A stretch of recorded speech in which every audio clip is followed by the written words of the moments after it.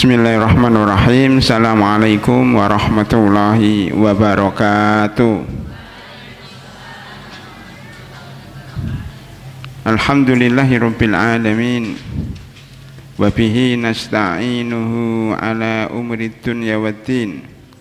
Asyhadu an la ilaha illallah wahdahu la syarikalah.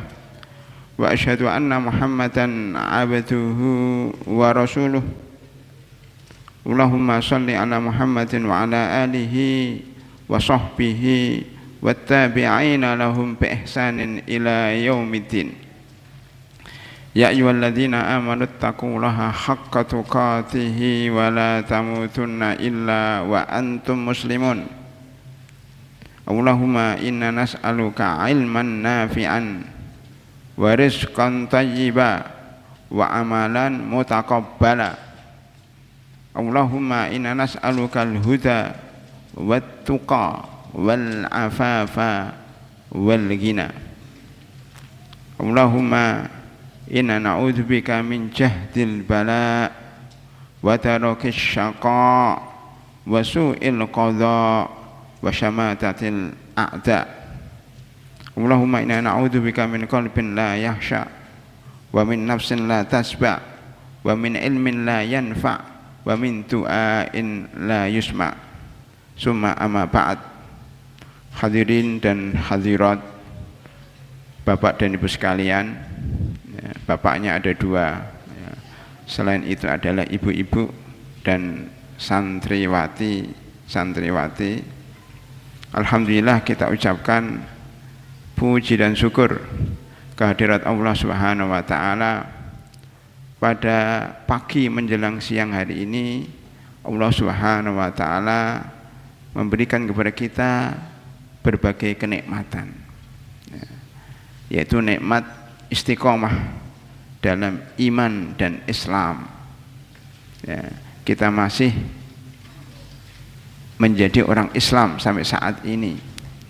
Mudah-mudahan kita meninggal dunia dalam keadaan Islam. Wala tamutunna illa wa antum muslimun. Allahumma tawaffani musliman wa alhiqni bisolihin. Tawaffani musliman wa alhiqni bisolihin. Itu doanya Nabi Yusuf alaihissalam, doa Nabi sekaligus raja, Nabi sekaligus dia penguasa Mesir. Doanya sederhana, tawaffani musliman wal hiqni bisolihin. Itu menunjukkan hidup itu enggak usah neko-neko Bu ya, enggak usah aneh-aneh, cita-citanya enggak usah macam-macam. Cita-citanya cuma sederhana, tawaffani musliman wal hiqni bisolihin. Apapun kedudukan yang akan kita dapatkan di dunia, jabatan apapun yang kita pegang, harta sebanyak apapun yang kita miliki, paling-paling juga akan mati. Benar nggak Bu? Ibu mau mati nggak? Maksudnya pasti mati ya? Kapan matinya kira-kira? Udah persiapan belum? Apa persiapannya? Apa persiapan mau mati? Terutama yang sudah berumur 50 tahun ke atas. Seperti saya ini sudah mau mati Bu.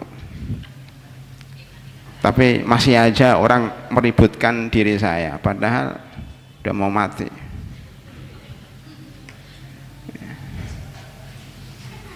Ibu-ibu yang kami hormati, walaupun mati itu tidak mesti umur tua, umur muda pun bisa. Adik-adik santriwati banyak yang meninggal dunia umur 9 tahun, umur 15 tahun, umur 22 tahun, banyak. Tapi lebih banyak yang meninggal dunia orang tua. Kalau banyak-banyakan, banyak orang tuanya Bu. Oleh karena itu hendaknya semakin kita tua, semakin kita berumur, semakin introspeksi, semakin bijak, semakin ya mempersiapkan diri menuju akhirat. Karena orang yang pintar itu bukan orang yang nilai pelajarannya 9, bukan itu. Tapi orang pintar adalah orang yang mempersiapkan kematian, ya. Itu pintar, ya. Jadi orang al-qayyisu man dana nafsahu wa amila lima ba'dal maut. Itu sabda Rasulullah sallallahu alaihi wasallam. Orang yang pintar itu adalah yang mampu menekan jiwanya. Al-qayyisu itu orang yang pintar, Bu, ya. Al-qayyisu ini mukaddimah, Bu, ya. Kita belum masuk materi, mukaddimah dulu. Al-qayyis itu gini tulisannya. Al-qayyis itu orang pintar. Siapa orang pintar itu? 2. Mandana nafsahu, ya, mandana,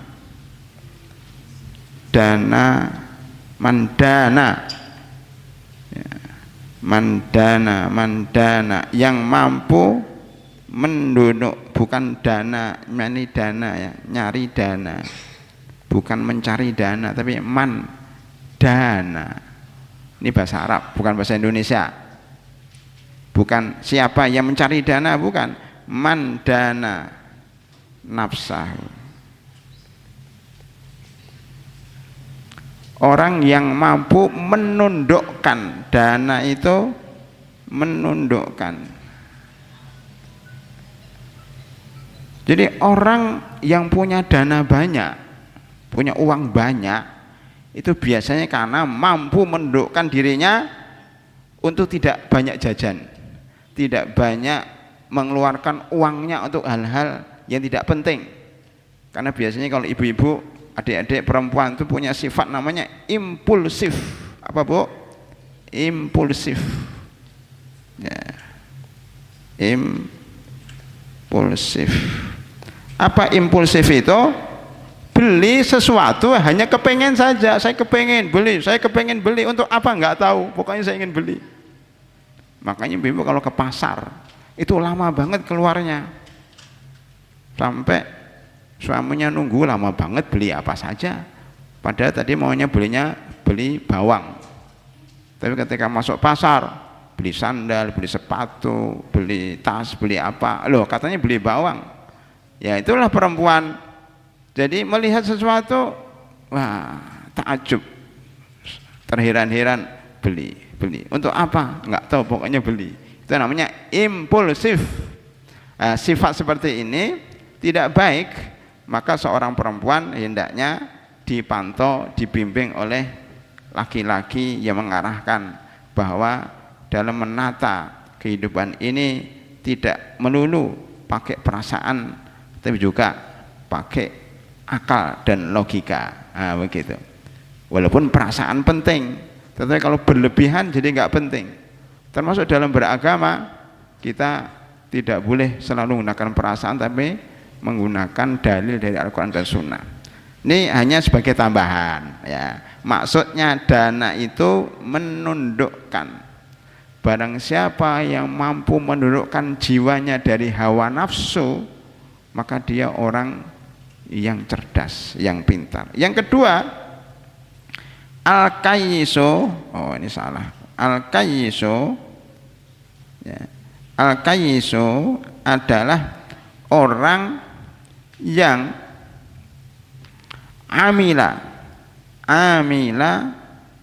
ya, 5 ba'dal mauti, amila 5 ba'dal mauti, yang beramal untuk sesudah mati. Untuk beramal sesudah mati. Jadi kita beramal di dunia ini bukan untuk sekarang, untuk di akhirat. Termasuk ibu-ibu, ya, yang sekarang datang, adik-adik datang ke masjid untuk apa? Untuk menambah tabungan, untuk menambah timbangan nanti pada hari kiamat. Nah, jadi ibu-ibu di sini tuh nanti timbangan hari kiamatnya bertambah, imannya bertambah, sehingga insya Allah nanti akan masuk surga. Ya, itu orang pintar. Adapun orang bodoh sebaliknya, Bu. Ya, wal jahilu wal ajizu, orang yang lemah, yang bodoh adalah manittaba hawahu wa tamanna 'alallahil amani, orang yang mengikuti hawa nafsunya dan selalu berangan-angan di dunia ini, angan-angannya sangat panjang, kepengen ini, banyak kepengennya. Ya. Al-ajizu, ini hadis, Bu, ya, saya ringkas dan saya bentuk bagan biar lebih paham. Wal ajizu, orang yang lemah atau bodoh. Dua juga, manit taba'a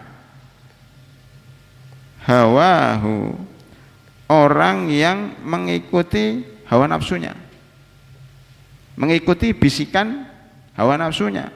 Yang kedua, watamanna, berangan-angan. Beda berangan-angan dengan bercita-cita. Kalau bercita-cita mulia, kalau berangan-angan nggak baik. Watamanna 'alallahi al-amaniya, berangan-angan tinggi, kepengen hidup 100 tahun. Quran surat Al-Baqarah 96. Ya waddu akaduhum law yu'ammaru alfasanatin. Yang alfa itu alif alfa itu artinya 1000 tahun. Oh, dalam bahasa ininya milenium. Itu sebenarnya kosakatanya orang Yahudi yang memang mereka bercita-cita hidup 1000 tahun. Ya, maka mereka berfoya-foya, bersenang-senang di dunia ini tanpa batas, ya, dengan mencari harta yang haram sebanyak-banyaknya untuk bersenang-senang karena ingin hidup 100 ya, 1000 tahun. Nah, kalau kita umat Islam paling umurnya 62 tahun, 70 tahun. Maka ibu-ibu yang sudah 50 tahun dan 60 tahun harus banyak beristighfar kepada Allah Subhanahu wa taala, ingat mati, ya, supaya nanti menjadi husnul khatimah. Amin ya rabbal alamin. Itu, Bu, ya. Bisa ditulis, Bu? Bisa dipahami? Ada yang belum paham? Ini ibu-ibu ini karena lama nggak ketemu, jadi masih belum move on ibu-ibu ini, masih lemes gitu. Tak minum dulu aja lah, nunggu ibu-ibu move on dulu.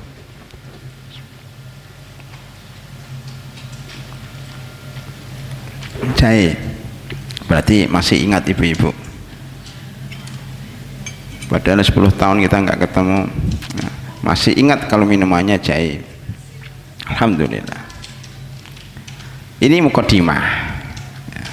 Baik, kalau sudah tahu begitu, sebagai bekal kita menuju akhirat, cita-cita kita apa, Bu? Masuk surga.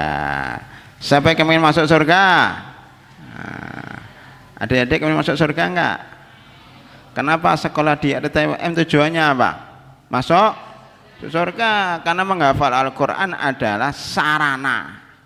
Menghafal Al-Quran adalah sarana untuk masuk surga. Tidak ada ibu-ibu, ya, datang ke saya, Ustadz, ya, tolong, ya, cucu saya nanti didoakan hafal 30 juz, amin. Ya, jadi memang harus cita-citanya seperti itu, cita-cita yang mulia. Kalau ingin jadi Ya, pengusaha yang hafal Al-Qur'an. Ya. Kalau jadi dokter yang hafal Al-Qur'an. Ya, kalau jadi bidan yang menghafal Al-Qur'an. Nah, begitu. Jadi gabungan antara dunia dan akhirat. Rabbana atina fid dunya hasanah wa fil akhirati hasanah wa qina adzabannar. Jadi judul kita apa? Masuk surga. Sekarang saya tanya sama ibu-ibu, pernah enggak mimpi masuk surga? Mimpi dalam tidur masuk surga? Belum ya? Berarti cita-citanya kurang mantep, keinginannya belum kuat, ya masih sebatas ya kepingin masuk surga, tapi belum sungguh-sungguh. Buktinya belum mimpi masuk surga. Loh, Rasulullah Sallallahu Alaihi Wasallam itu kalau bermimpi masuk surga, bukan hanya bermimpi, beliau memang masuk surga beneran ketika Isra dan Mi'raj, melihat surga dan neraka. Ternyata isi surga kebanyakan bukan ibu-ibu, ternyata kebanyakan orang-orang miskin. Jadi kalau kepengen masuk surga harus harus miskin dulu. Tidak harus, tapi boleh kaya cuma pura-pura miskin gitu, bisa nggak? Maksudnya kaya tapi pura-pura miskin, punya uang banyak tapi gayanya gaya orang miskin gitu. Punya orang banyak tapi belanjanya sedikit, ya. Punya belanja untuk diri kita sendiri. Jadi orang kaya tapi makanannya apa ini? Pizza Hut. Ya kayak gini nih, ini makanan sederhana. Kalau orang kaya yang boros itu makannya sekali duduk 200.000, sekali duduk 500.000. Loh, saya sering kok diajak orang, ya, ditraktir. Habis ceramah gini, Ustadz, kita makan bersama. Biasanya gitu. Pengajian ibu juga begitu, kecuali di Fuan nggak pernah ajak bersama makan. Tak makan bersama kemana gitu. Itu 1 juta habis. Karena memang rombongan jumlahnya 20 orang, ya wajar. Kadang-kadang cuma 2 orang, 3 orang 1 juta. Itu dulu, apalagi sekarang. Jadi ada orang-orang yang untuk makan, Masya Allah, sampai juta-jutaan. Padahal cuma makan sekali aja. Ini boros. Tapi yang maksud saya, kaya tapi makannya 15.000. Kaya tapi makannya di warteg. Itu yang calon ahli surga. Katanya ahli surga banyak orang miskin. Ya nasi padang boleh lah. Ini sejak tadi.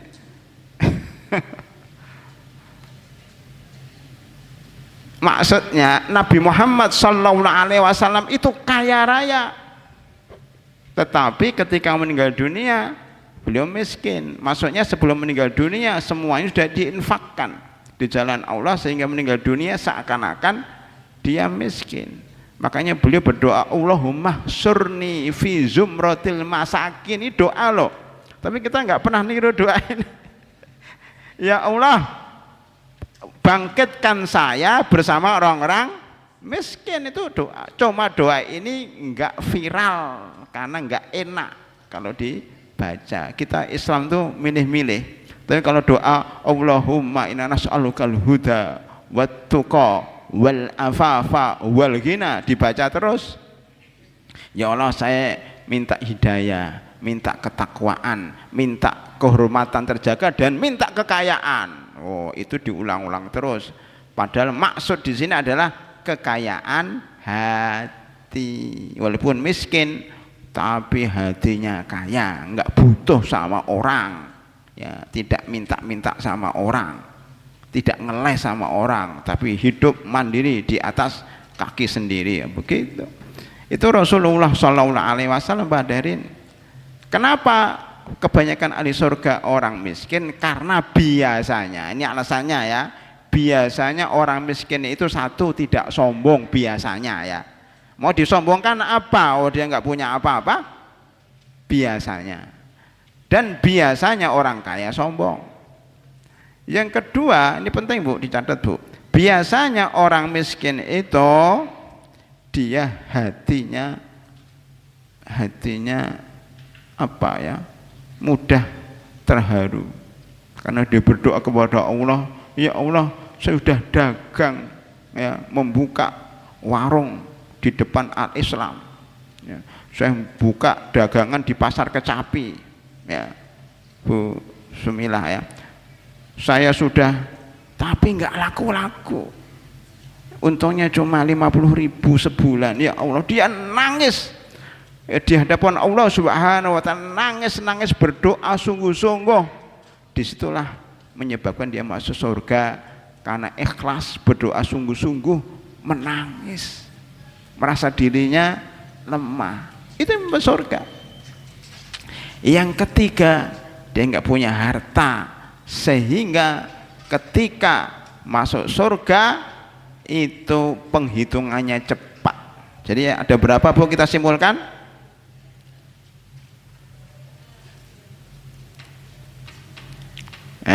Ada berapa? 3 Bu ya. Rasulullah Shallallahu Alaihi Wasallam masuk surga, kebanyakan penduduknya orang miskin. Kenapa ahli surga adalah orang miskin? Satu, karena orang miskin itu tadi apa Bu? Oh tidak sombong. Kebanyakan, tapi ada juga udah miskin sombong. Ini keterlaluan ini. Udah miskin sombong. B, karena orang miskin itu selalu berdoa kepada Allah. Orang kaya jarang doa. Kok tahu Ustadz? Ya tahulah, orang kaya itu sudah punya uang banyak, masa ya Allah saya minta uang, kan sudah ada. Dia doanya lain, nambah uang lagi, ya Allah tambahkan uang saya. Jadi doanya pun kalau orang kaya nggak nangis, kalau yang miskin menangis. Jarang loh orang kaya doanya nangis, ya kan Bu? Yang kaya-kaya Bu, jarang. Kalau yang miskin nangis-nangis karena jualannya tidak laku, rumahnya digusur, ya kan? Dia ditindas oleh penguasa, ya. Dia dibully oleh teman-temannya, oleh tetangga-tetangganya. Nah itu, maka selalu berdoa kepada Allah. C, tidak punya harta, sehingga apa? Penghitungannya cepat. Sehingga penghitungannya cepat. Makanya kata Rasulullah, orang kaya itu masuk surga cuma terlambat. Kenapa? Karena dihitung dulu kekayaannya. Ya rumahnya di sini dapat dari mana uangnya, yang di sana tanahnya dapat dari mana. Ya ini barang-barangnya banyak sekali. Itu dapat dari mana dan untuk apa, dicek satu-satu, makanya lama. Sedang orang miskin, kamu punya apa? Enggak punya, udah masuk surga. Ibu pernah belanja ke mall? Ini apa namanya Bu? Ini. Super Indo, pernah ke Super Indo belum? Pernah Bu? Tiap hari Ustadz katanya. Coba ke Super Indo itu. Saya mah belum masuk itu ya, karena baru pulang ya. Sepertinya kalau mall itu, kalau beli 1 troli ya kan, itu kasirnya lama enggak? Beli tisu 10, beli apa, beli kacamata, beli gelas, beli apalah, pulpen, 1 troli itu, beli sabun, nanti klik, nah, klik, Klik nggak ada. Coba lihat itu kacamatanya berapa lama banget, yang di belakang lama banget ini ibu-ibu ini. Jadi yang belakang pun nggak sabar itu. Kenapa? Troli yang di bawah itu banyak, bahkan 2. Ya gitulah gambaran nanti kalau mau masuk surga, dicek malaikat ini dari mana. Jadi yang nunggu lama banget ini, orang kaya ini masuk surga diteliti dulu. Yang miskin, kalau ibu di mall seperti Indo apa tadi? Super Indo itu beli permen 1. Oh di sana aja Pak, itu nggak pakai troli, set 1 beli permen, ya beli pulpen 1 sana aja. Jadi cepat ada tempat pemeriksaan sendiri sehingga cepat masuk, cepat keluar. Termasuk ketika mau naik pesawat juga begitu. Yang naik pesawat pakai bagasi, ulama apalagi bagasinya kelebihan, suruh bayar dulu lama banget. Tapi di sana ada mau masuk pesawat yang tanpa bagasi lewat sini, langsung masuk pesawat mendahului orang-orang yang pakai bagasi. Itulah gambaran di surga nanti, yang miskin duluan masuk surga, yang kaya terakhir. Kata orang kaya nggak apa-apa, yang penting masuk surga. Masa gitu sih Bu. Makanya cara yang paling baik kita itu biar kaya di dunia, menikmatin kekayaan kita, karena kaya itu penting juga untuk infak, ya, untuk mendirikan masjid, untuk beli karpet, untuk beli AC, untuk mendirikan tahfidzul Quran, untuk biaya siswa, untuk nyekolahkan anak kita, penting juga kaya itu. Cuman nanti sebelum mati diwakafkan, diinfakkan, sehingga tinggal meninggal dunia pemeriksaannya nggak banyak-banyak. Jadi ibu-ibu yang mau meninggal dunia 3 hari lagi, ya, itu diwakafkan rumahnya, diinfakkan hartanya, karena 3 hari lagi mau meninggal dunia, ya begitu. Ya kalau nggak tahu, sejak sekarang persiapan, nanti rumah saya dijadikan wakaf, gitu. Nanti uang saya diberikan sama umpamanya Al-Islam dan seterusnya, umpamanya seperti itu, gitu Bu ya. Nah itu ahli surga. Sekarang ahli neraka siapa Bu? Ketika Rasulullah masuk neraka kebanyakan siapa? Wanita. Ya ini wanita, ini bukan nomor 2 wanita masuk surga, wanita penghuni neraka. Loh, yang mengatakan bukan saya loh, ini Rasulullah Shallallahu Alaihi Wasallam. Penyebabnya apa? Adik-adik, kenapa wanita banyak masuk neraka? Penyebabnya apa? Tidak mensyukuri, ya, tidak pandai bersyukur. Karena tadi banyak keinginan impulsif, tadi kepengen ini, kurang dikit ya nggak bersyukur. Itu Bu ya. Maka wanita yang soleh itu wanita yang hidupnya sederhana, ya. Apa yang ada dinikmatin, yang kurang ya sabar, minta kepada Allah mudah-mudahan dipenuhi, ya. Terutama kalau di sini yakfurul ashir. Apa yakfurul asir? Yakfur bahasa Arabnya, ini adik-adik yang belajar bahasa Arab, yakfurna, mereka wanita mengkafiri al-ashir. Apa al-ashir? Keluarga. Mengkafiri nikmat, mengkufuri nikmat keluarga. Keluarga itu diantaranya suami, orang tua, kakak, adik, tapi yang paling utama suami. Jika suaminya yang sudah berbuat baik selama 10 tahun, ya, selama 20 tahun, selama 30 tahun, tiba-tiba punya kesalahan, tiba-tiba alpa, tiba-tiba khilaf, dia akan mengatakan tidak ada kebaikan sedikit pun pada dirimu.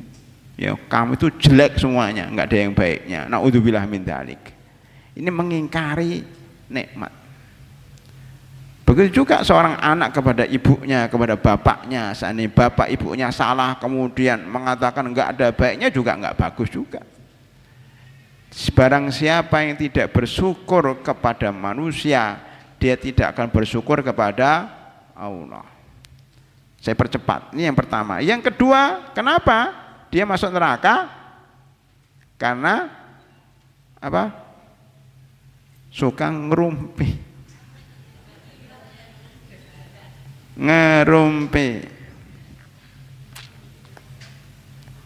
Ngomongin orang. Tadi saya dapat video, lupa saya share ke ibu-ibu. Ya. Video ini bagus, Bu. Kata tokoh ya, tokoh barat. Namanya apa? Plato atau siapa? Saya lupa, nggak penting itu. Tapi yang penting isinya. Kalau orang ngobrol, orang yang besar itu, jadi orang itu dibagi tiga. Satu, kalau orang besar itu kalau ngobrol tentang ide-ide dan gagasan. Kalau ketemu itu, wah kita mau membangun al-Islam 3 tingkat. Nah itu ide. Kita mau ada membuat tabligh akbar untuk Difwan setiap bulan sekali atau setiap 2 bulan sekali, mengundang ustaz dari luar. Nah, umpamanya begitu.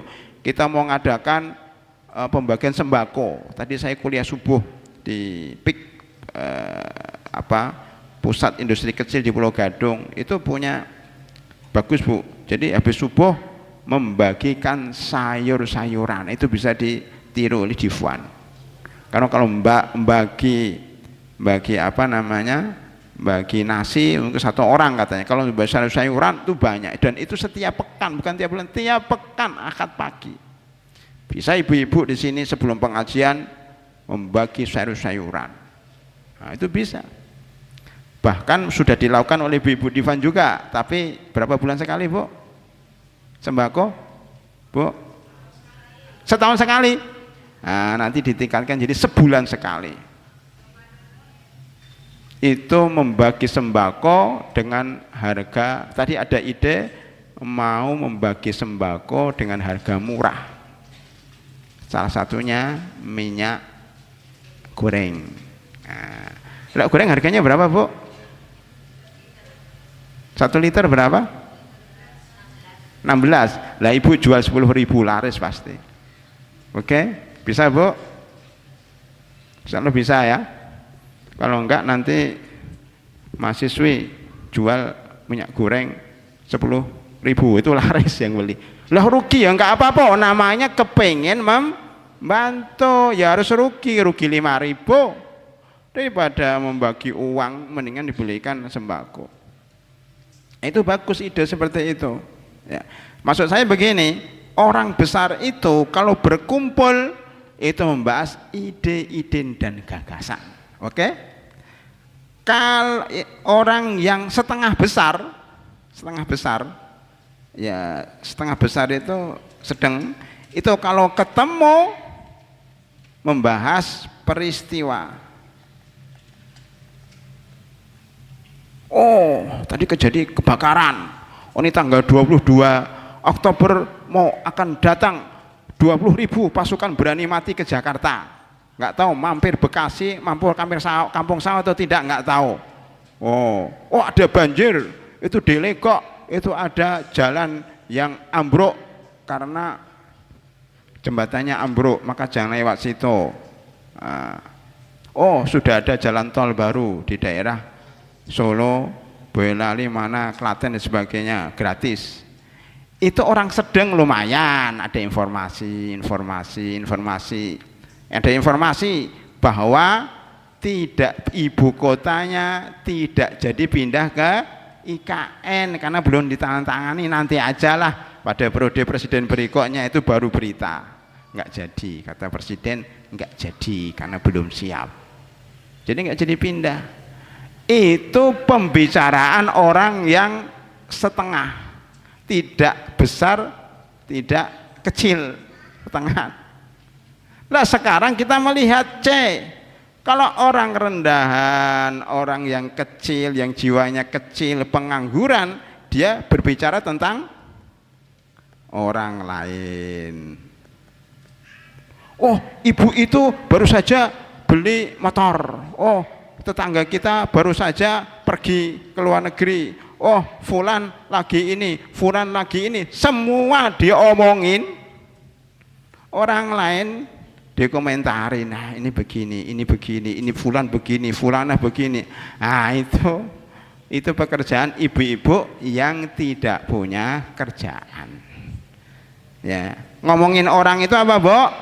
Pekerjaan ibu-ibu yang tidak punya pekerjaan, pengangguran itu, nganggur. Karena nganggur dia ngomongin orang, lo dirinya sendiri aja.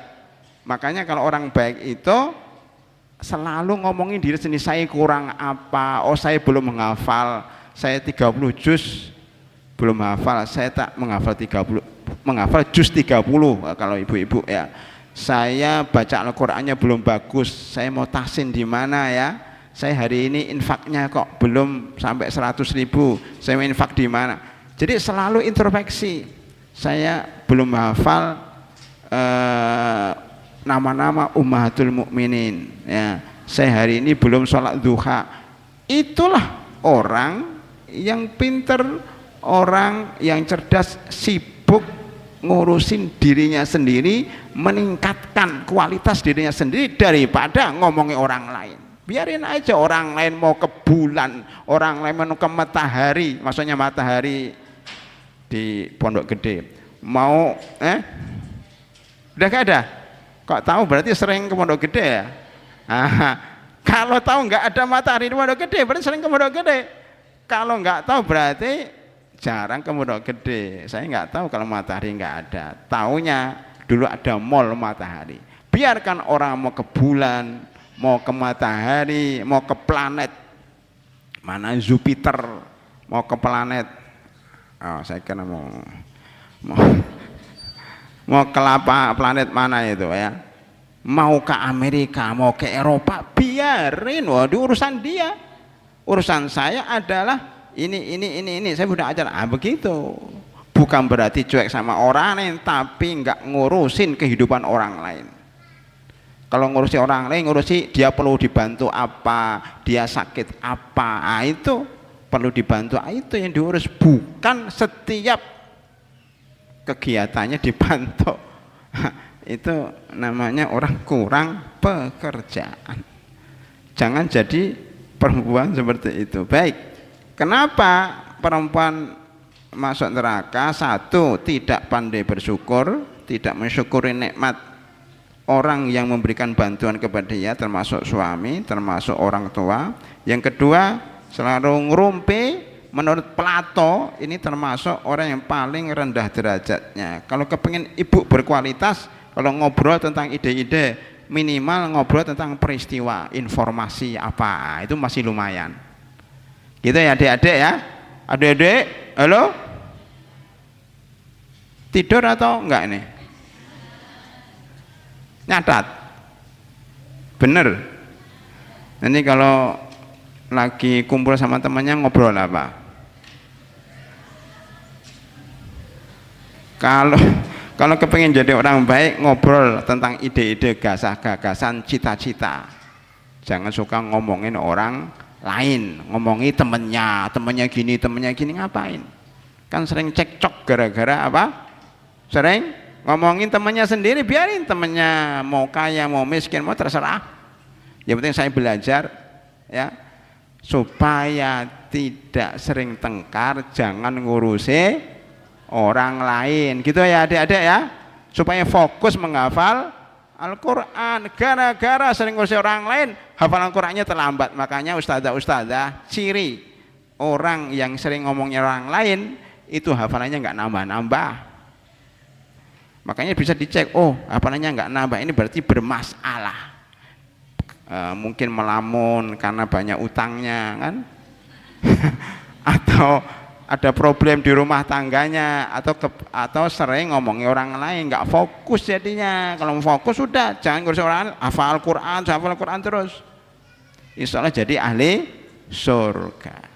Baik, gitu ya.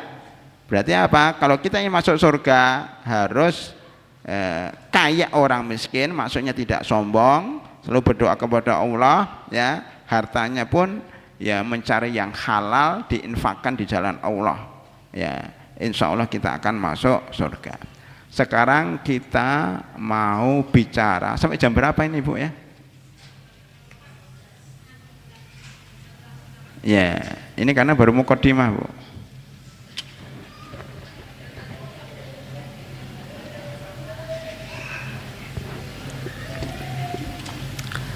Kita akan berbicara sedikit dari waktu yang tersisa untuk membahas contoh-contoh hidup wanita-wanita ahli surga. Banyak Bu, puluhan. Ada namanya Ummu Sulaim, ada Ummu Salamah, ada siapa namanya, orang yang pertama kali, Ummu Ammarah. Kenal Ummu Ammarah enggak Bu? Enggak kenal. Ummu Ammarah enggak kenal ya? Namanya Nusaibah. Ada di sini Nusaibah? Itu terkenal dengan Ummu Ammarah. Ya. Itu diantaranya, enggak cukup waktunya kita satu sepersatu, makanya berseri. Ya. Tetapi yang paling terkenal itu ada 4 ahli surga. Pemimpin wanita ahli surga ada 4, ya, 4 pemimpin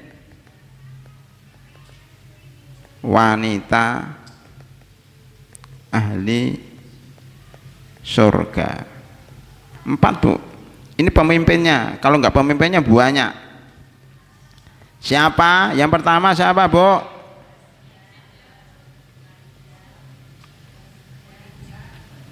Sama? Terus? Nah, pinter ya, alhamdulillah. Orang di Indonesia pinter-pinter. Cuma tawadhu mau ngaji baru udah pinter. Alhamdulillah. Pertama, Asiyah. Nama orang tuanya siapa?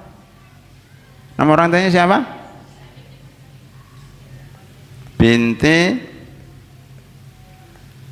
Muzahim binti Muzahim. Ini istrinya Fir'aun, tahu semua. Dia ahli surga enggak? Tapi suaminya Fir'aun. Jadi wanita ahli surga tidak mesti suaminya soleh. Suaminya penjahat pun bisa masuk surga. Jadi ibu-ibu kalau punya suami penjahat, ya, itu nggak usah sedih. Asia aja suaminya Fir'aun, ketua penjahat, kepala penjahat kelas kakap, simbol kejahatan tertinggi itu Fir'aun. Tapi istrinya masuk surga. Aneh kan? Lah ibu suaminya orang baik, suaminya ke masjid, suaminya ya minimal dia muslim, yo kok nggak bisa memasukkan ke dalam surga, itu namanya keterlaluan.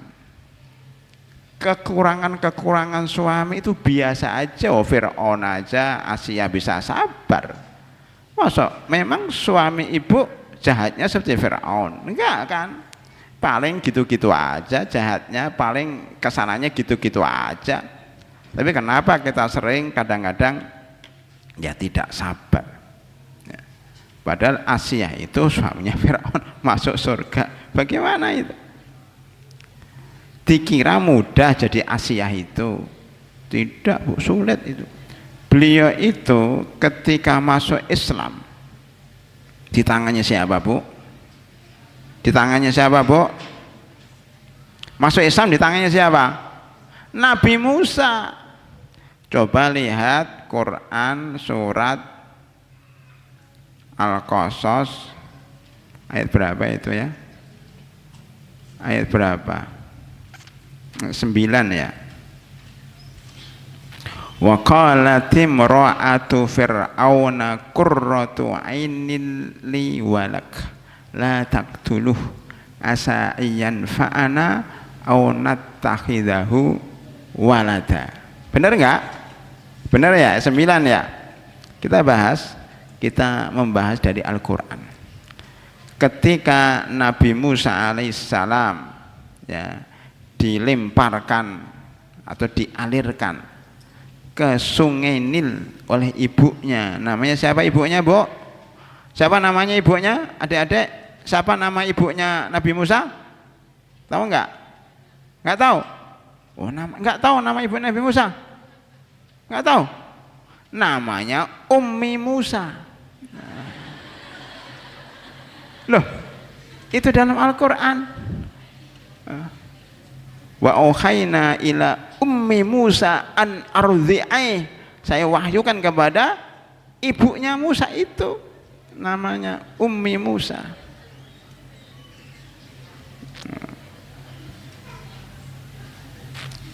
Coba sekarang ada enggak ibu-ibu yang kayak Ummi Musa? Enggak ada kan?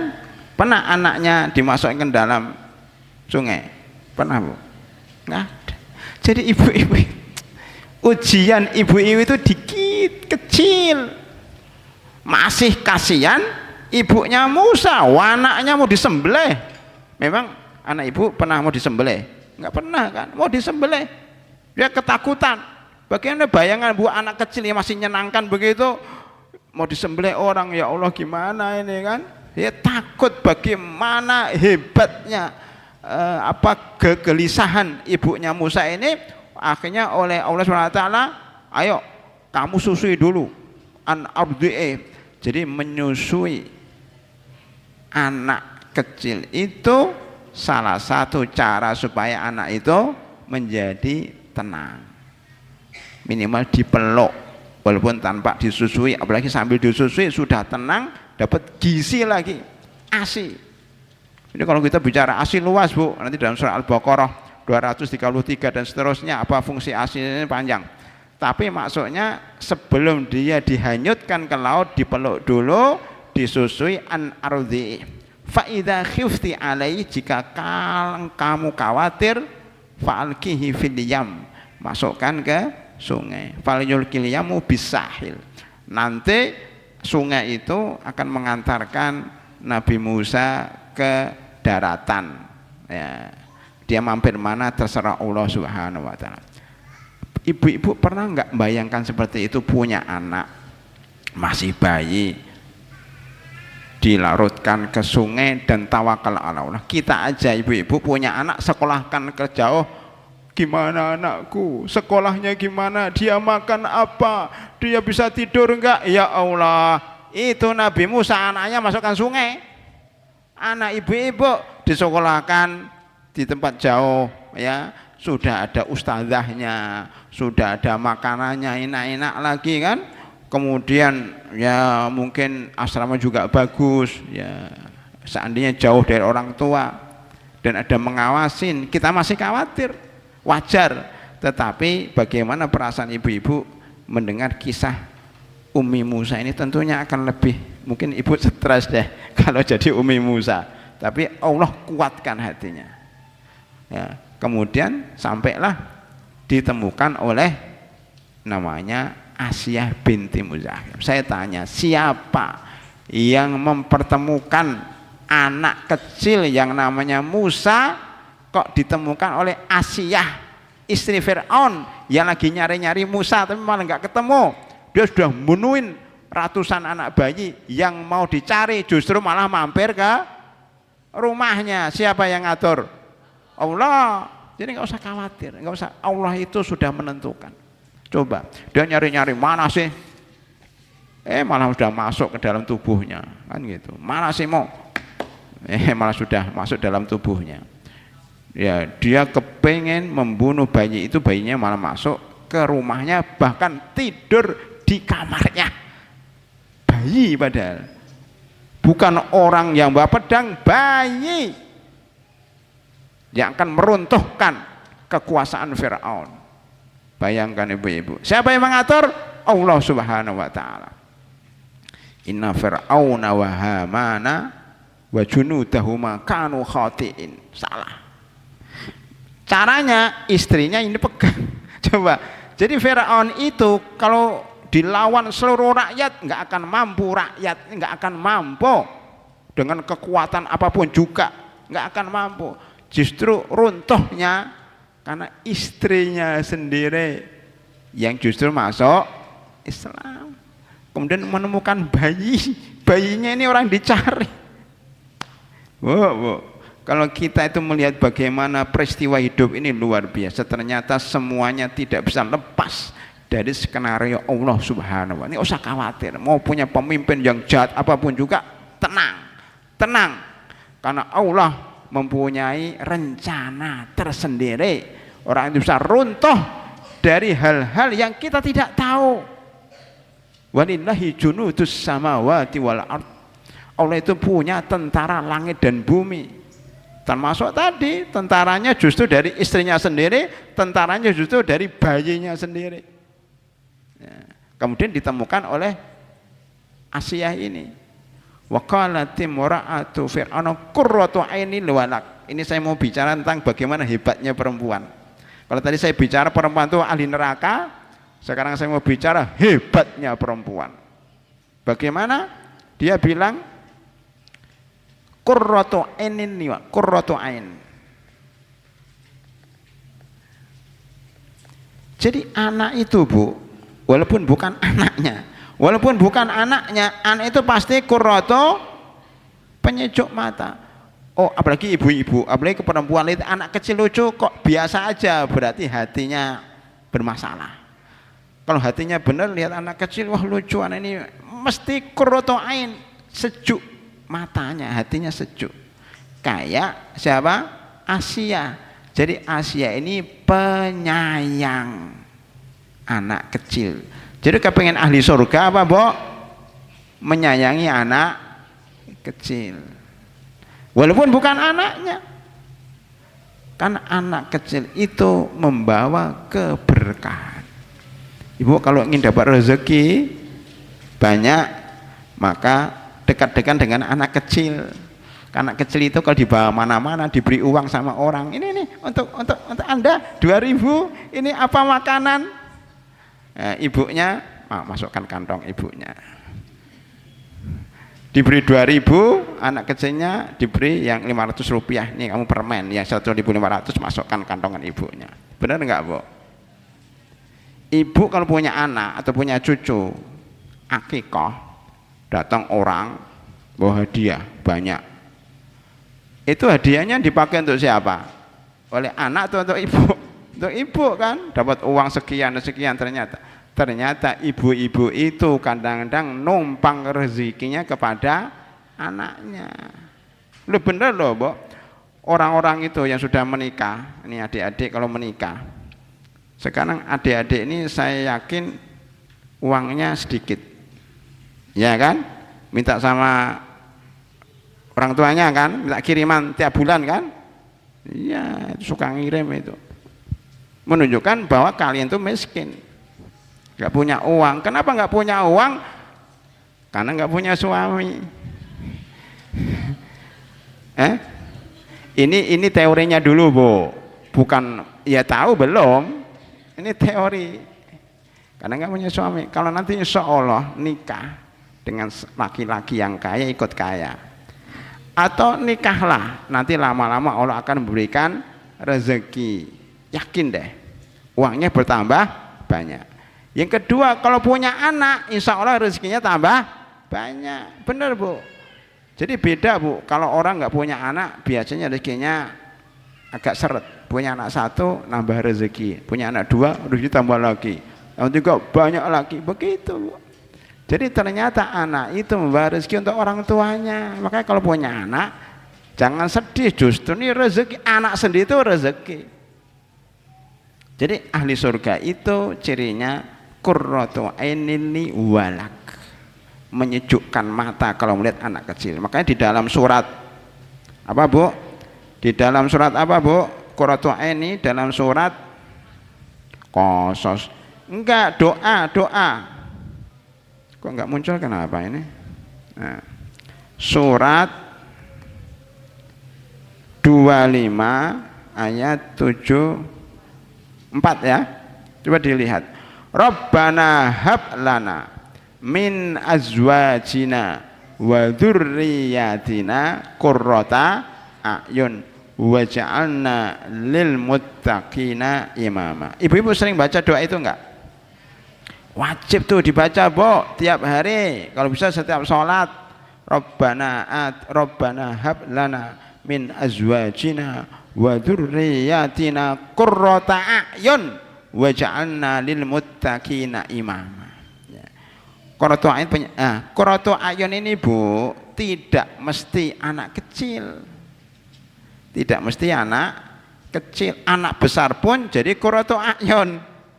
Kalau punya anak-anak yang solehah ini ya, menghafal Al-Quran, itu menyejukkan hati orang tua. Kenapa? Karena solehah menghafal Al-Quran, sholatnya rajin, belajarnya rajin. Bukan hanya anak-anak, suami pun, suami Bu, kalau suaminya baik, akhlaknya baik, itu qurratu a'yun. Makanya istri pun bagi suami qurratu a'yun. Penampilannya bagus, dilihat enak, diperintahkan taat, ditinggal pergi, menjaga hartanya, itu namanya qurratu a'yun bagi suaminya. Lah qurratu a'yun ini Bu, menyehatkan badan, melihat sesuatu yang menyenangkan. Makanya kakek-kakek, nenek-nenek yang selalu main dengan cucunya itu biasanya dia akan sehat. Halo ibu-ibu yang sudah nenek-nenek, seringlah main dengan anak-anak kecil-kecil, karena Rasulullah Sallallahu Alaihi Wasallam ya, Rasulullah Sallallahu Alaihi Wasallam itu kalau sholat kadang-kadang membawa siapa?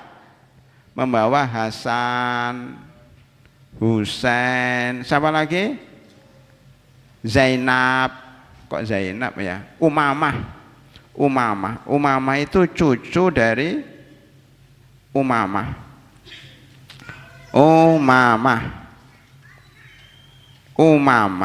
ini cucu dari anaknya yang namanya Zainab.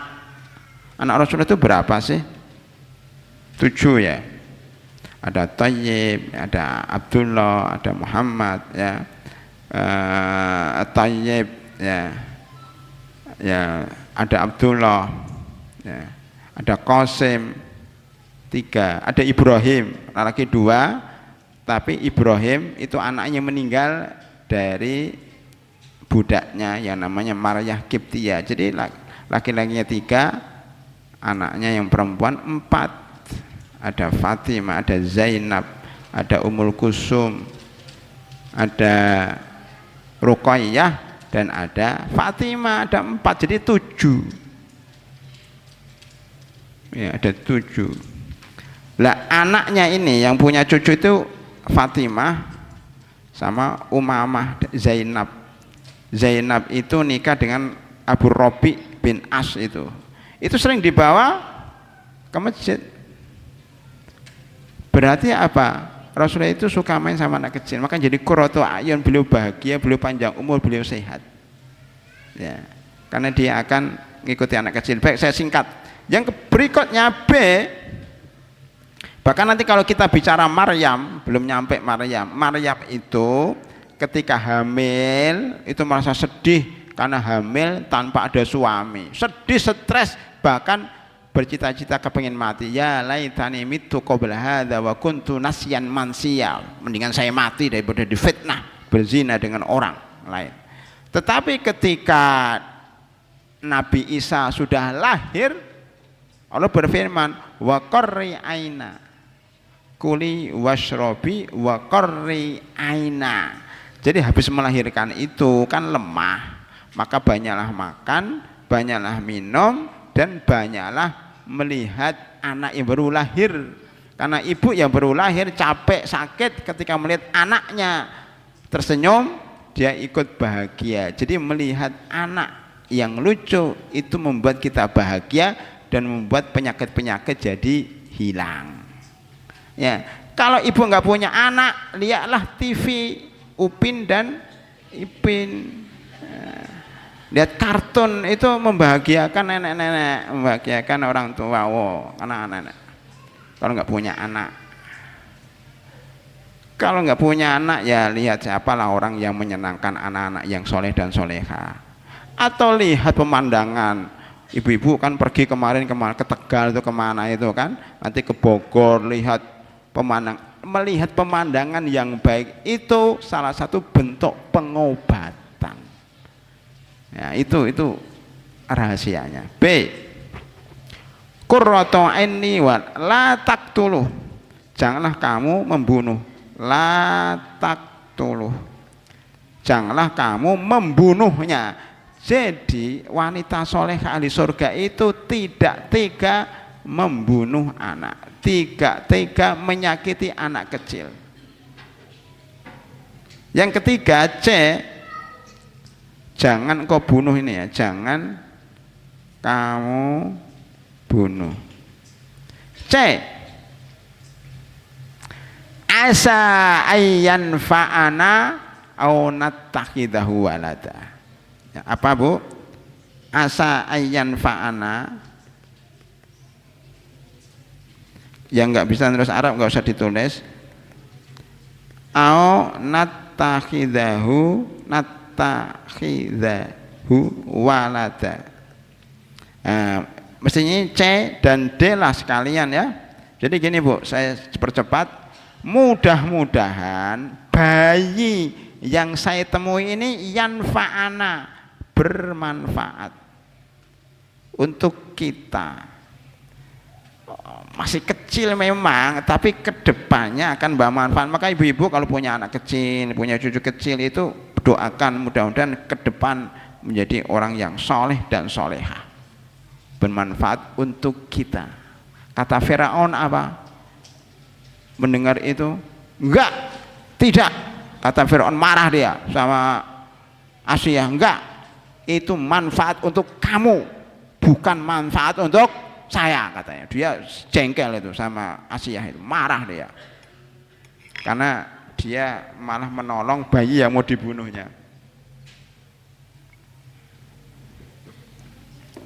Enggak, tidak bermanfaat untuk saya, tapi bermanfaat untuk kamu saja.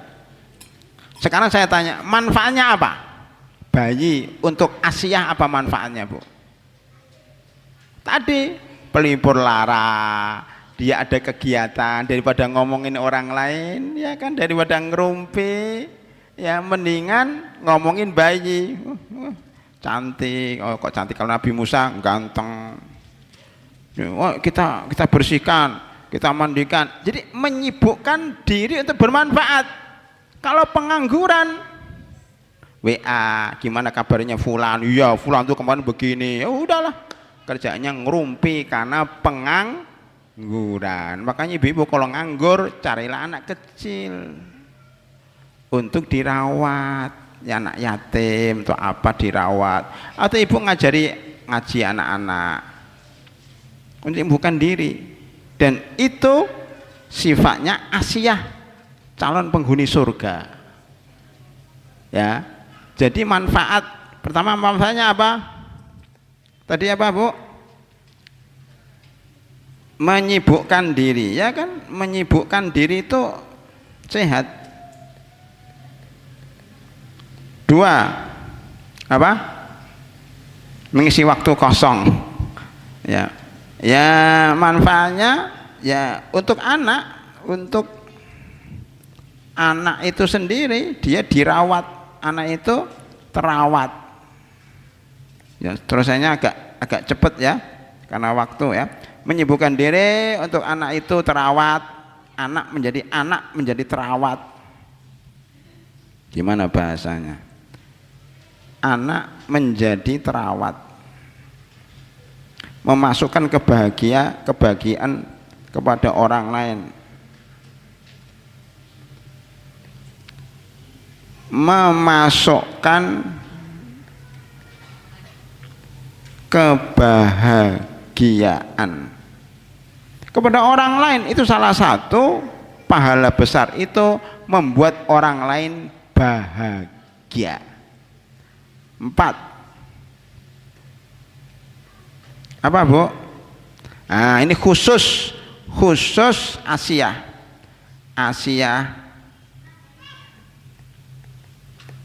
dapat apa, Bu? Asia dapat titik-titik. Siapa yang bisa jawab? Ada door prize enggak sih di sini sih? Ada berapa? 2, katanya 3, di sini 2, yang benar mana? Oh 2 ya, 2 tambah 2 berarti 4. Mau dibagi sekarang atau siapa yang nentukan, ibu-ibu atau siapa? Saya? Baik, pertanyaan pertama, dapat door prize, isinya apa, Bu? Rahasia? Busana muslimah.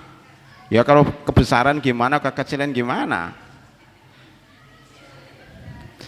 Netral itu ya uang atau makanan.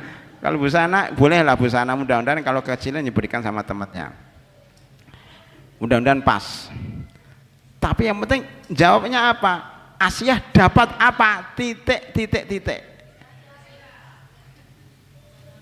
Ayo angkat tangan. Ya pokoknya Asia dapat titik. Satu kata. Asia dapat apa? Ayo, siapa ini mahasiswi, santriwati? Ayo, dapat apa? Yang keras apa? Apa? Tolong yang depan. Mendapatkan suami di surga. Suaminya siapa? Ayo, yang lain belum benar. Ya sama, mendapatkan rumah di sisi Allah di surga sama. Apa, Bu? Dapat? Apa? Alhamdulillah, Ibu Bayani dapat.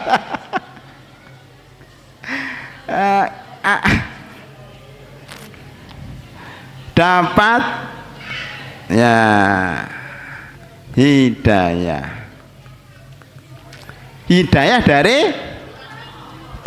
dari Musa, Nabi Musa. Kan ini mudah-mudahan, anggap saja anak ya, mudah-mudahan bermanfaat bagi saya, bagi kami. Kata Fir'aun enggak, dia sudah kan, dia bilang enggak kan, ya sudah enggak dapat. Yang dia dapat, dia bermanfaat apa? Dia mendapat hidayah melalui bayi itu jadi besar, berdakwah, dapat hidayah dari bayi yang dia tolong. Maka barang siapa yang menolong orang lain, itu Allah akan memberikan hidayah, minimal mendapatkan pertolongan juga. Jadi suka menolong orang lain, itu bahasanya gitu ya.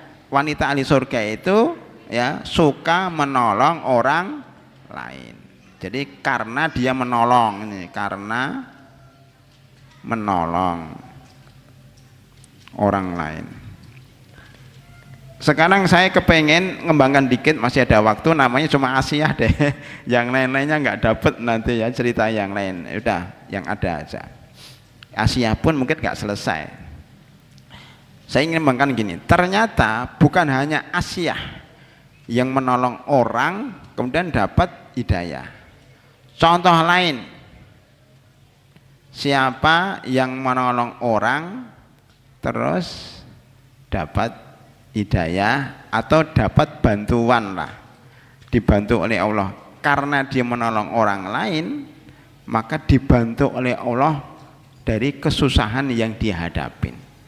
Jadi ibu kalau lagi susah, nggak punya uang, banyak utang, gimana caranya, Bu? Tolong orang lain, cari siapa yang mau saya tolong, ya. Mungkin pakai helm, pakai baju, siap menolong orang yang membutuhkan. Kemarin saya melihat video sopir Grab.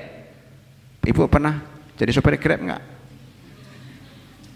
Cita-citanya nanti jadi sopir Grab enggak? Itu di Jogja.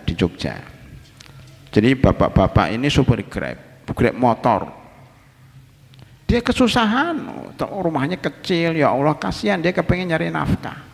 Cuma ketika ada orang mesen Grab itu, banyak yang bilang, mohon maaf Pak ya, uangnya kurang. Ya sudah, nggak apa-apa. Mohon maaf Pak ya, lagi nggak punya uang. Ya sudah.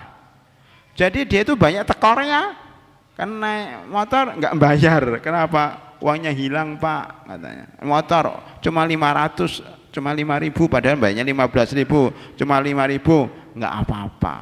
Akhirnya saking banyaknya orang yang sama dia nulis di helm itu, Grab untuk anak yatim dan siswa gratis.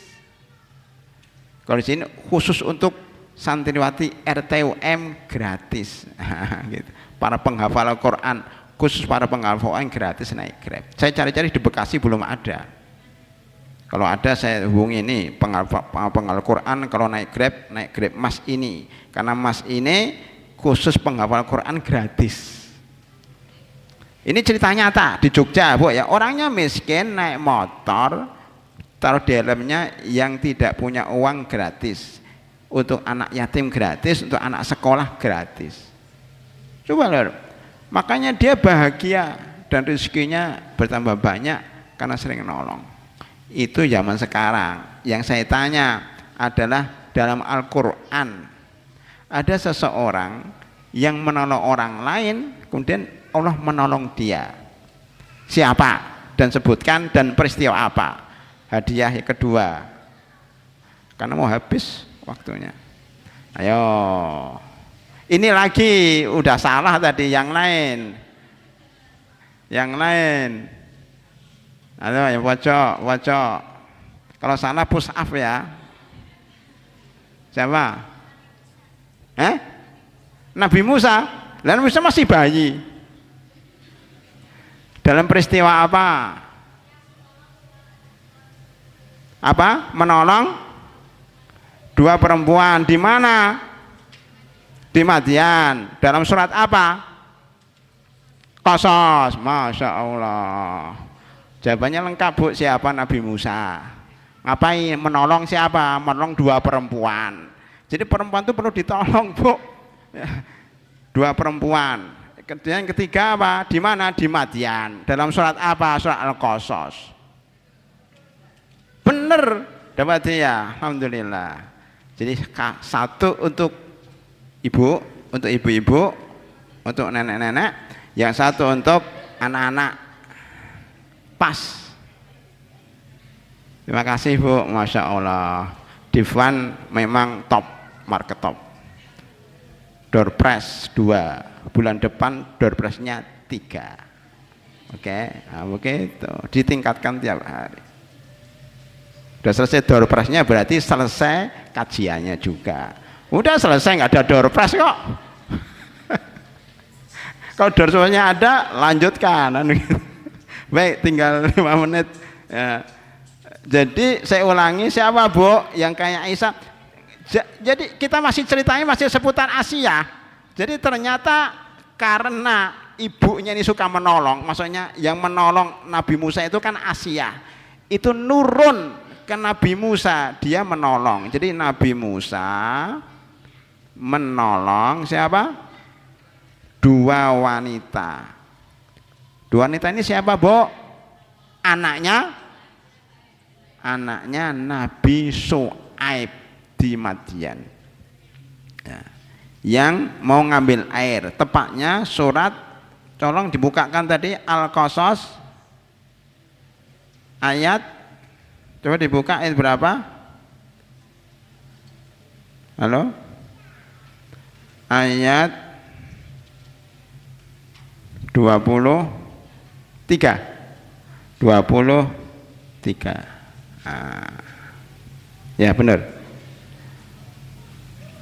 Coba dibaca ketemu.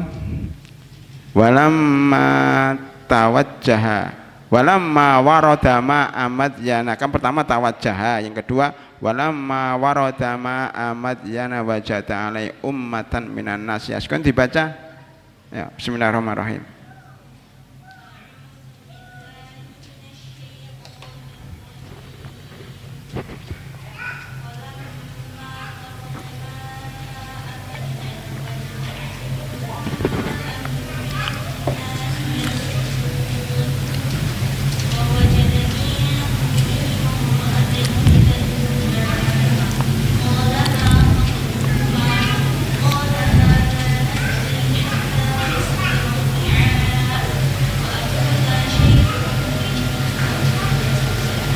Artinya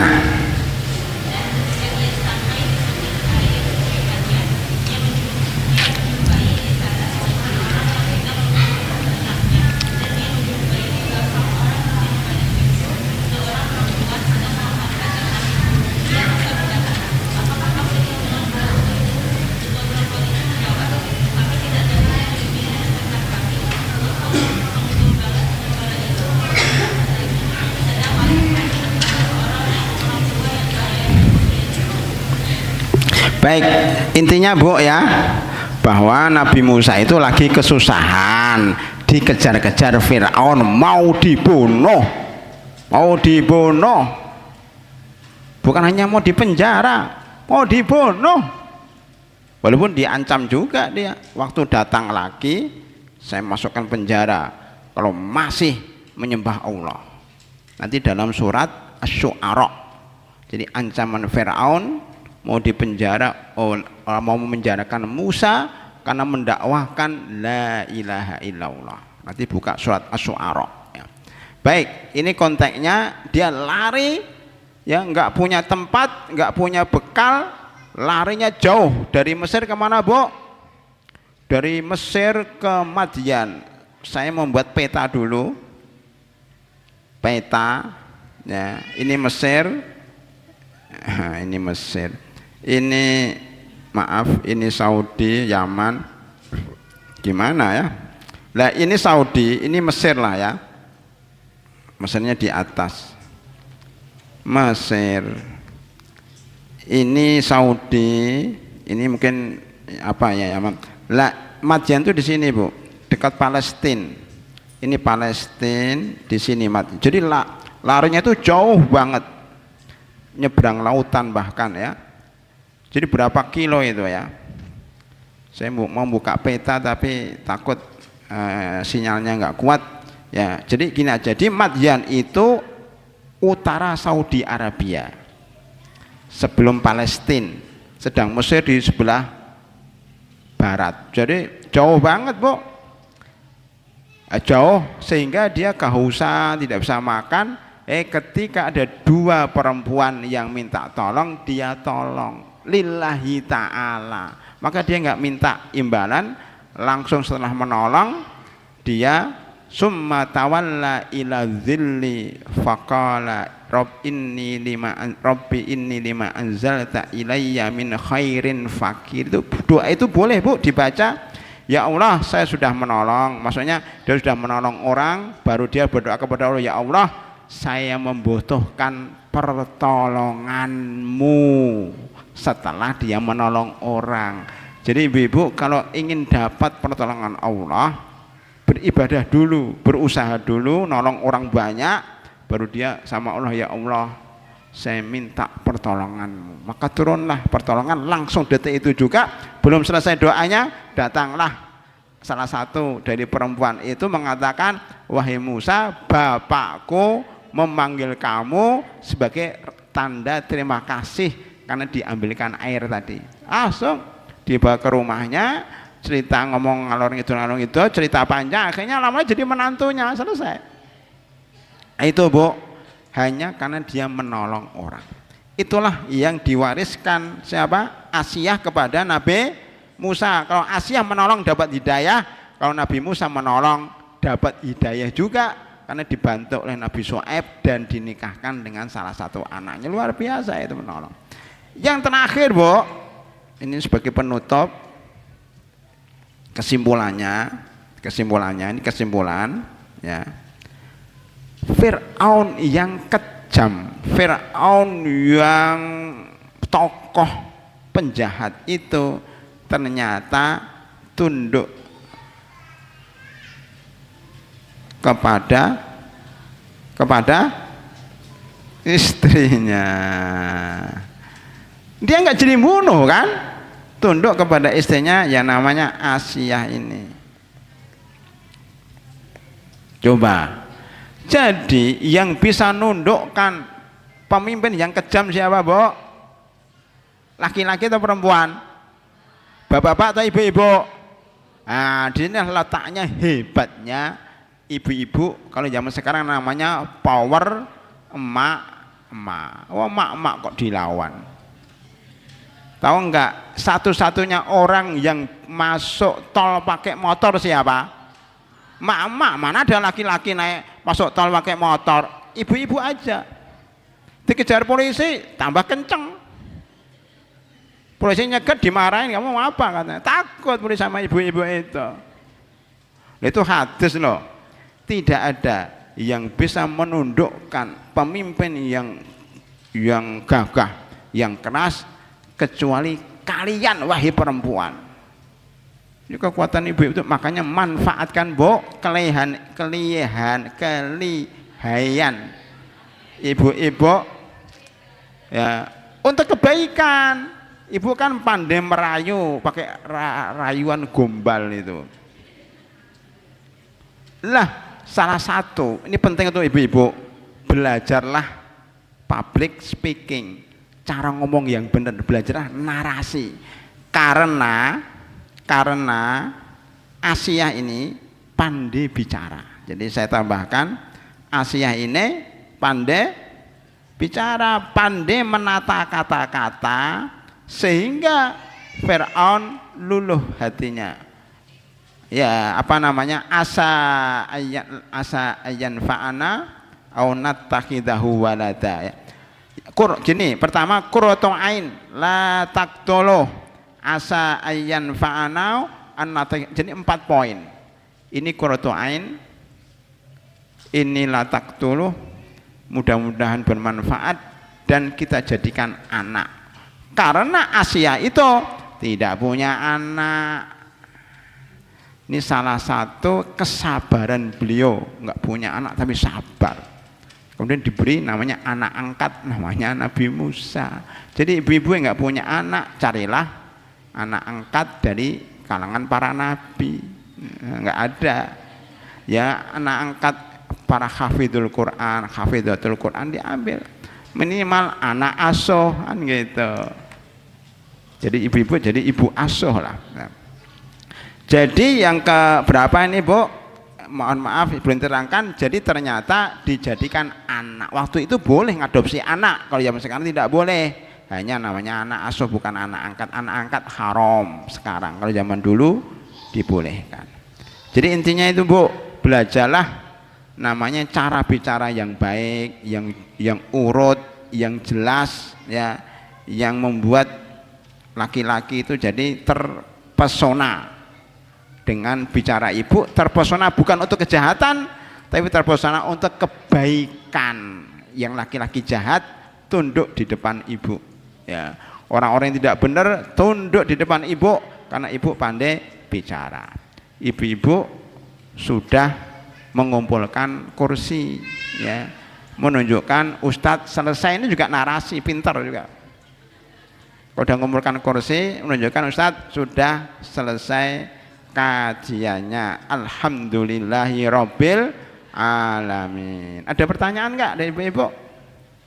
2 menit. Biasanya ada, silahkan.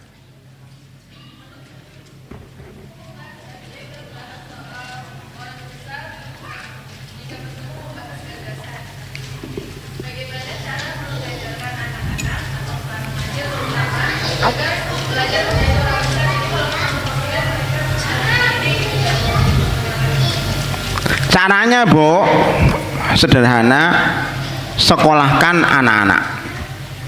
Karena dengan sekolah pasti dia bicara PR-nya udah selesai belum, tugasnya udah selesai belum, tadi diperintah guru apa. Jadi bicaranya soal PR, soal pelajaran, soal kedepannya apa, kamu setelah ini mau sekolah di mana, mau kuliah di mana. Itu pembicaraan orang yang sekolah. Kalau dia nggak sekolah, jadi bicarakan apa? Sepak bola, ya kan? Mau naik motor kemana, mau makan apa?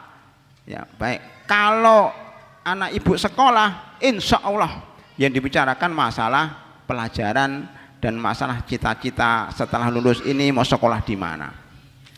Dan yang kedua, banyak membaca. Nah, banyak membaca. Sekarang ada internet. Sebenarnya mudah banget sekarang. Ini dulu sulit, zaman kita sulit. Sekarang apa saja ada di internet. Maka perbanyak membaca. Kalau orang banyak membaca, pasti idenya juga banyak. Kalau orang nggak pernah membaca, mau bicara apa? Oh, dia nggak tahu judul buku, nggak tahu tokoh-tokoh, nggak tahu pengarang buku, yang bicarakan apa? Nah, makanya pertama sekolah, walaupun membaca termasuk dalam sekolah. Jadi kalau bicara ilmu panjang Bu, intinya sekolah. Udah di sekolah itu akan ada banyak membaca buku, maka carilah sekolah yang menganjurkan anak-anaknya banyak membaca buku. Insya Allah ya, dengan itu orang itu menjadi jiwa besar. Yang ketiga, tambahan, sekolahkan di tempat yang jauh. Kenapa? Di tempat yang jauh Ustaz? Supaya dia nanti ngomongnya nanti naik apa gitu kan? Biayanya dari mana? Kan ini terpikir sesuatu yang bermanfaat. Terus di sana ketemu dengan siapa, kalau bisa ke luar negeri Bu. Ini bisa cerita pesawatnya bagaimana, daerah sana gimana, makanannya bagaimana, kemudian ketemu dengan siapa aja, banyak ide.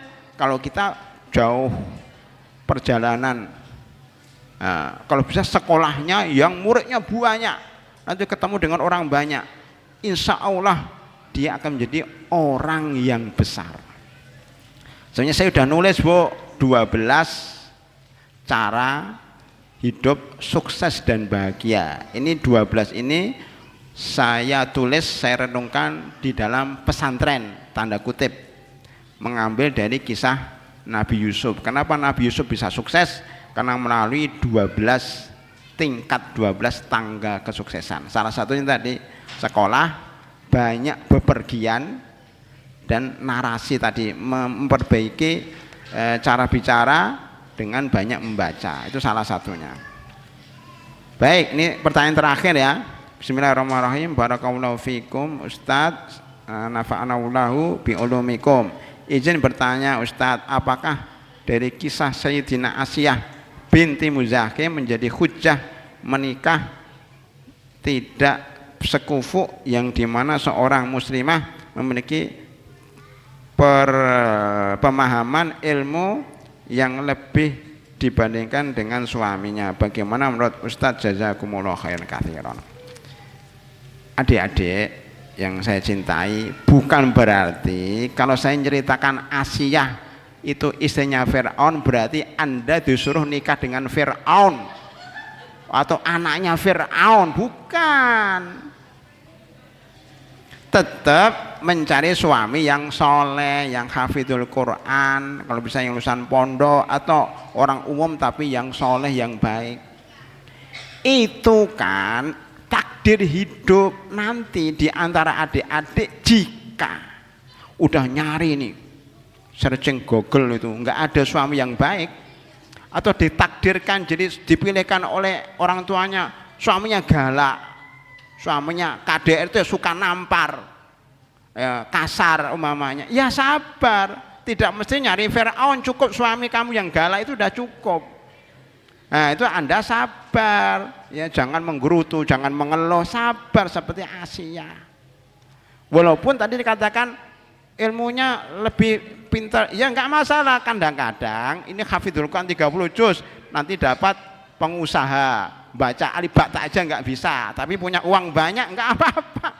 Berarti nanti ngajarin. Bahkan dalam fikih disebutkan jika suami tidak bisa membaca Al-Quran, dan menjadi imam sholat di rumah bagaimana? Suaminya imam sholat, tapi yang membaca Al-Fatihah sama surat istrinya. Jadi suaminya Allahu Akbar, Bismillahirrahmanirrahim, istrinya yang ngomong. Itu boleh, gitu ya. Ingin praktek, cari suami yang tidak bisa baca Al-Quran, tapi kaya raya, untuk buka rumah tahfidz nanti. Kalau dia jadi imam, walaupun Anda 30 juz hafal, nggak boleh jadi imam. Jadi imam suami, walaupun nggak bisa baca Al-Quran yang baik, yang baca nanti kalian. Itu dalam fikih seperti itu, gitu ya. Jadi bukan berarti disuruh untuk menikahi Fir'aun dan anak buahnya, ya. Carilah suami yang soleh, yang ilmunya lebih daripada Anda. Namanya kufi itu suami lebih pinter. Kalau Anda 30 juz, cari suami yang 30 juz dapat sanad, begitu, dan seterusnya. Umurnya kalau bisa lebih tua, kalau bisa lebih kaya, lebih tinggi, lebih ganteng, begitu. Itu kufu. Mudah-mudahan kita semuanya diberikan jodoh yang soleh dan soleha, amin ya robbal alamin. Mudah-mudahan kita diberikan husnul khatimah, dimasukkan surga bersama para wanita-wanita ahli surga nanti, amin ya robbal alamin. Subhanakallahumma bihamdika asyhadu an la ilaha illa anta astaghfiruka wa atubu ilaik. Assalamualaikum warahmatullahi wabarakatuh.